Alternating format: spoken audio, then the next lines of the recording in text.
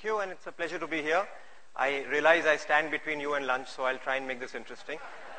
I'm also following two fantastic performers who have, I'm sure, inspired you in different ways.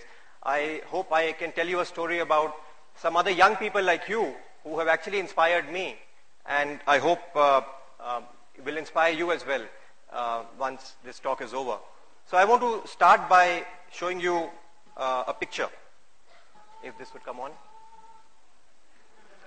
Okay, got it. So this is, where do you think this is? This looks like a very ordinary, bus station in a small kasbah, right? Anywhere in India. But this place has remarkable significance. This is the village of Naxalite, near Bagdogra in West Bengal. And this is where the famous Naxalism movement started in the 1960s. Now, this Naxalism movement, which is now also called Maoism or called left-wing extremism officially, has taken various forms over time. What started as an ideological movement to fight the system has today become a violence and extortion-based movement which is affecting large parts of the country. In fact, on the basis of evidence gathered from surrendered extremists, it's very clear that today the objective of this movement is the violent overthrow of the Indian state as we know it. Where is left-wing extremism found today? It's found along what is called the Red Corridor. And Jharkhand is, of course, an important part where this thing is found. Jharkhand, Chhattisgarh, Odisha, parts of eastern Maharashtra, parts of Bihar, parts of Madhya Pradesh, and parts of West Bengal. So this is really where this is found. In fact, 82 districts in our country, out of about 620 districts, have been officially classified as left-wing extremism affected and have been given special focus and special budgets. Interestingly, the terrain of these areas, which is basically forests and highlands and largely inhabited by tribals, are a very good ground for these extremists because they practice guerrilla tactics, and it's easy to practice guerrilla tactics in these kind of terrains. What have we done as a state about left-wing extremism? Now, the dominant response of the state has really been about security.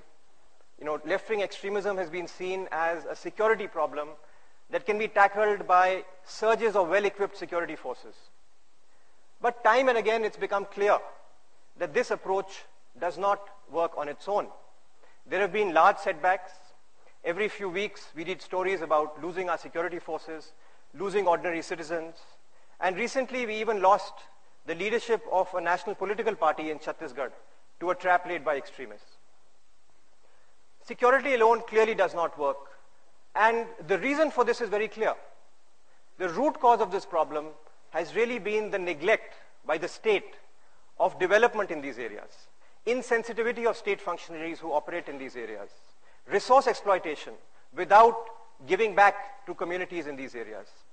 And this really, just to give you an example, of the tribal and the non-tribal districts in India and look at some health indicators like infant mortality or under 5 mortality, you see there are huge differences today in terms of what the country has achieved in non-tribal districts and in tribal districts where we find left-wing extremism. And it's because of this lack of development that these areas have become fertile breeding ground for extremism. The tribals, often swayed by the tribal-friendly rhetoric of these extremists, who believe in small acts of benevolence, speedy dispensation of justice, and of course the power of the gun, have made deep inroads in these areas. So what do we need to do? Security, as we said, is definitely not the only part of the answer. We need to have political mobilization, give people in these areas political voice to participate in their own governance. But I feel even more important than this is the fact that we need to do a big push on development. People must feel visible symbols of development in their day-to-day lives. They must see roads, they must see public health centers, they must see schools, they must see ration shops, they must see livelihood opportunities if they are to believe again that the state is standing with them, that this is indeed a government which is of the people, by the people, and for the people. So I want to talk about one particular innovation that we've tried over the last 2 years to connect with the people in these areas and to make them believe that the state is actually standing with them. And this is called the Prime Minister's Rural Development Fellowship. PMRDF. PMRDF is actually a result of two thoughts. Number one, there's a huge development deficit in these areas. And number two, and at the same time, there are lots of young people, many of them like you, from diverse backgrounds who have the passion and the energy and are craving actually to contribute to grassroots development through working in government. Is there a way to marry these two thoughts?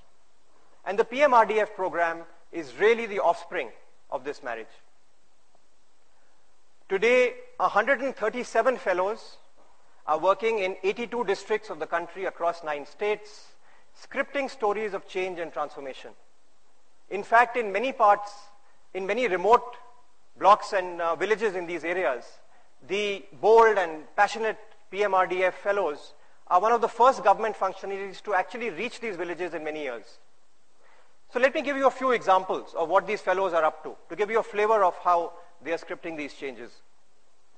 Shashi Verma from Simdega in Jharkhand, which is really the human trafficking bowl of our country, has helped set up this skills training and counseling center for tribal girls. 200 tribal girls are being trained in this center so that they can actually aspire towards a decent job rather than being worried about being trafficked. Swasti Pachori in Sioni, Madhya Pradesh, who's helped set up a value chain for the produce of these women self-help groups, basically handicrafts, and connected them to markets, to tourist centers in particular across Madhya Pradesh, creating a new source of livelihood for them.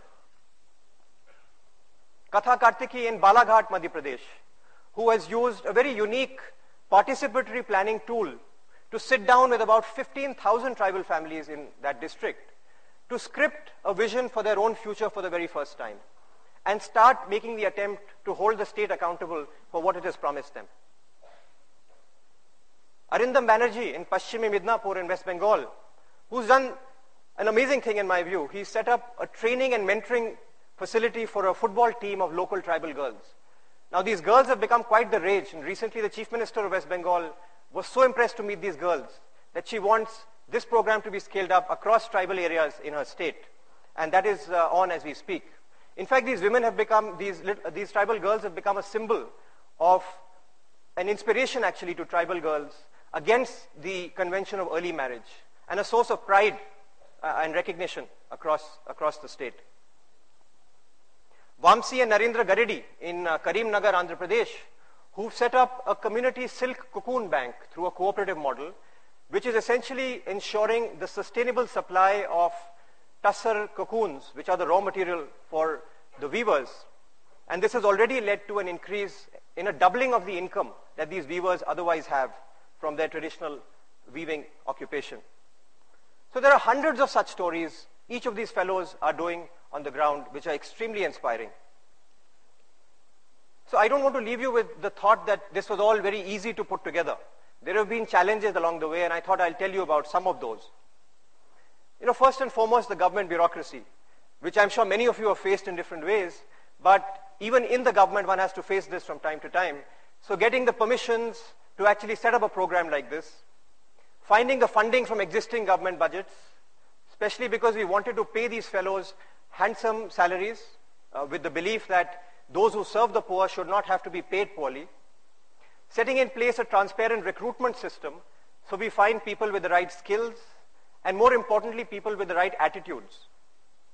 Putting in place a training and immersion program so the fellows know what to expect in terms of the ground realities and develop the tools that they can actually use on the ground to create impact.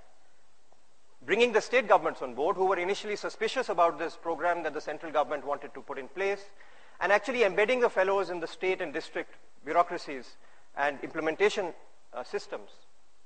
Putting in place a mentoring system for the fellows so they have somewhere to go if their life in the districts is not going as well as they thought it would. And lastly, but actually very interestingly, also counseling a lot of worried parents who were very concerned about this rather crazy experiment that many of their daughters and sons had signed up for.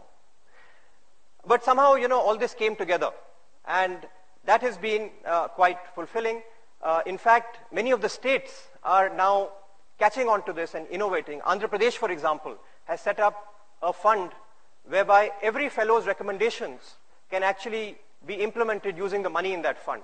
1 crore rupee per fellow has been allocated so that the problems that they identify can actually be followed up with some actual investments on the ground.